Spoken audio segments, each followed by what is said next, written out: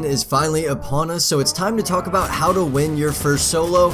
And I do want to say I'm going to show you 4 different types of strategies you can use to get your first solo win, and also I want to talk about the changes before we get into the tips, because there are a lot of things you need to understand before you hop into lobbies. So transportation has completely changed. They have vaulted items like the Baller, Quad Crasher, Flint Knock, Shadow Bomb, and also the itemized glider redeploy. They also got rid of slipstreams and sky bases and geysers. So many things are gone now that help people third party you, so you can breathe a sigh of relief. People aren't going to constantly fly in on you like they used to. But they also did add the Brute, which is this new kind of mechanical robot. You really have probably seen some trailers and you're going to experience it in game. People use these a lot because they are pretty strong if you know how to use them. So you've got to pay attention for these, but they're not as impactful in solos as they are going to be in duos and squads. And then they also added new points of interest back. They added Dusty Depot and the factories, which has been a very hot drop. You're gonna see footage of solos that I won from those locations. It's just absolute madness. That's everything I wanted to point out though, so let's hop into the rest of the video. The first strategy I want to show you all is my arena strategy. Pretty much playing like I'm playing for money, playing as smart as possible, and only going for the victory royale, and that starts with going for a low-key drop. Now, I think this is really important to emphasize. Speculation says that all season, every week, or almost every week, they're going to be adding new points of interest, or I guess old points of interest from past seasons back into the game. That means that a ton of players are going to be going to these spots. So right now, it's Dusty Depot and the factories, but that will change as the seasons go on. So it's very important that you guys pay attention to patch notes and what's going on in the game, because if one of your new places or your favorite places ends up getting changed, a bunch of people are going to all of a sudden be there one day, and you need to understand that maybe that's not the best drop if you want to get a victory royale. So just always be paying attention to that. But when it comes to my low-key drops, you can see I ended up getting the mats I needed, I got the weapons and the heals I wanted, and then I rotated into the next zone. And whenever I'm rotating into these zones, I'm going for the high ground. So you can see I'm on this mountain outside of Fatal Fields pretty much the entire game. I know it's not always going to work out like that, but I think for all of you players, especially ones that aren't confident in build battles, it's so important that you focus on positioning so you don't have to get into really intense build battles and have players constantly pushing you. That's why I carry items like stink bombs and explosives, so that if you do have high ground and someone goes to try to take it from you, you can delay them with stink bombs or explosives. And then after that, I'm pretty much just playing smart the rest of the game, not engaging in fights. I will try to third party whenever I can. You can see I've picked up 3 kills and all of them have been fairly simple kills. And then I also have that extra launch pad in case I need it. I actually should have used it at the very end of this game, but I kind of forgot about it. Sometimes that will happen,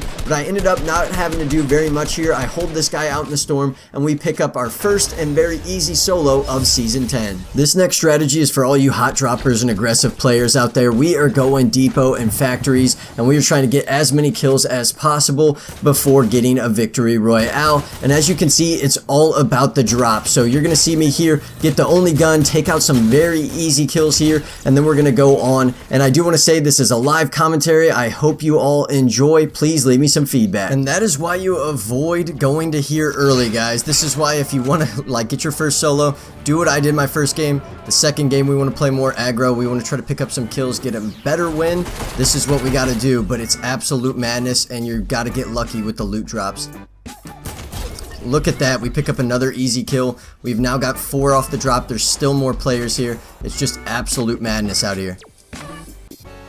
There's a player to our left in here.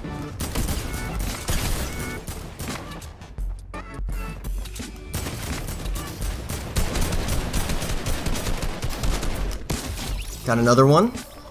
We now have how many kills? I don't even know anymore. We're losing track.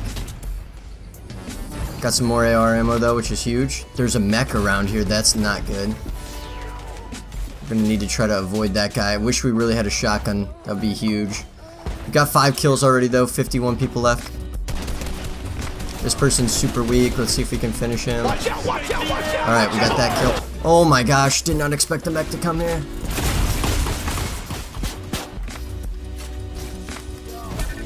We gotta get out of here. We gotta run. Oh, we were able to pick up another one there. We just rotated out to get away from that mech as quickly as possible. There's something that, like, you know, retreat's usually the best option unless multiple people are shooting at them in solos. It's just really hard to take them out.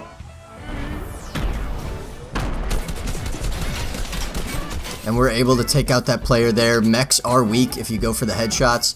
We take him out. Now we need to look for other players.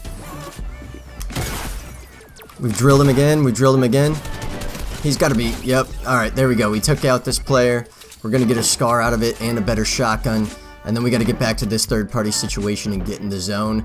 This is what you got to pay attention, though, for, guys. Like, right there, I started getting third-partied instead of just trying to box up. And, like, I tried to get on one side of it. I made sure that I was only having one person shoot at me. You're still going to get third-partied in the end-game, but I really don't think you're going to get third-partied as much kind of mid-game, if that makes sense. Whenever it starts getting tighter, people are going to hear shots and have things like launch pads to kind of push people. But if you can kind of avoid those engagements early, you're going to put yourself in a good spot here. We drill that player, he hits us.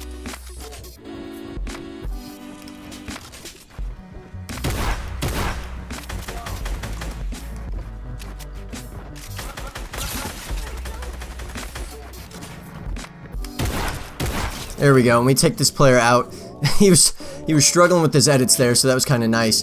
But we take him out. We've got 10 kills, 4 people left. We're going to try to get high ground and really just play this smart at the end because we've already got double-digit kills, and it only makes sense to try to get that victory royale now.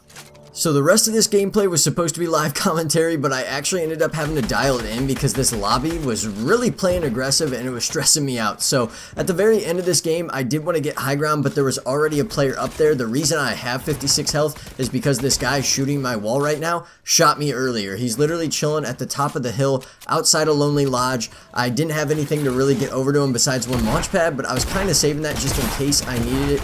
Now right here, you'll see me make a huge mistake. That guy drops on me. I did a good job of laying a trap on the wall, but I didn't realize, oh, he can just land on the corner and be just fine. So he ends up like only getting hit for like 170 before I finally killed him. So he took me down very weak. I end up healing up again because I have 2 heals, and another player flies in on me. So you can see why I was freaking out here. I was playing smart and people kept launching on me. The great thing about launch pads though is you can hear when they're coming. So I heard those players coming and I was able to get them before they could get me. Those are chances though that can be 50-50, so please play smarter than I did. I let those guys have way too many opportunities, and I really almost paid the price for it by losing this game. Now, the very last player, whenever you're in these 1v1s, this is when inventory is so key. So I have those stink bombs giving me a little confidence, but I'm also making really bad plays right now. So you see, I keep wanting to get those stinks off, but I keep getting absolutely popped by this guy with the shotgun. So I kept burrowing down. That's why you see me on the low ground now. I didn't want to show you all this because this fight was so long, but it's about playing patient when you're in these moments. I just keep dinking him and then kind of getting away. I knew I hit him for a ton of white there, throw the stink bomb, and I finish him without risking getting headshotted. That's how you guys need to play those competitive in-game situations if you want to get out alive and win that first solo. The last strategy I want to show you has to do with the mech. This thing is so strong if you know how to use it, and I feel like as the season goes on and people start to figure it out, kind of like when planes and ballers and other items that were transportation were introduced, once players figured out how to use them, that's when people got really lethal with them. So the earlier you get acquainted with this thing, the better, because I don't know how long they're going to keep it the way it is, because right now you can really deal some damage. Check out this clip.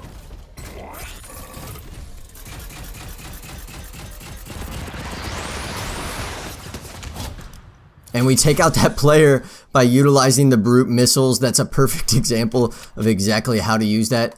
Very easy kill, didn't have to do anything. That's what's scary about these things, especially in the end game.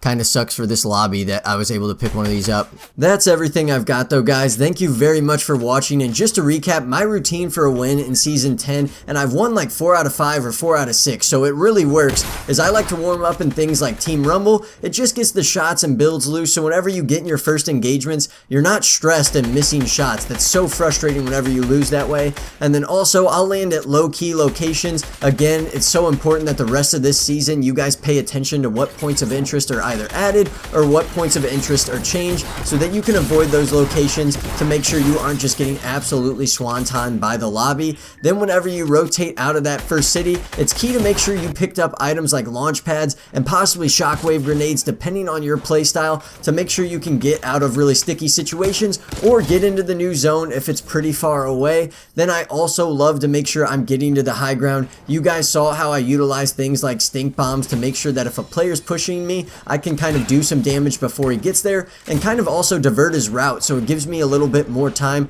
to kind of figure out what I want to do. And then at the end game, the one piece I would advise, you saw the one in game where I just continued to get swanton by 2 guys and it really was tough and I barely survived both fights. The reason being is everyone knew where I was at. I think if you're more low key, maybe even utilizing the low ground more, which I did do in some of my wins, that is really beneficial because then players don't know where you're at and they push other people. And so definitely a low key strategy at the end game can be absolutely massive as well. Good luck to everyone though. Please use code RodyBros in the item shop. We would really appreciate it.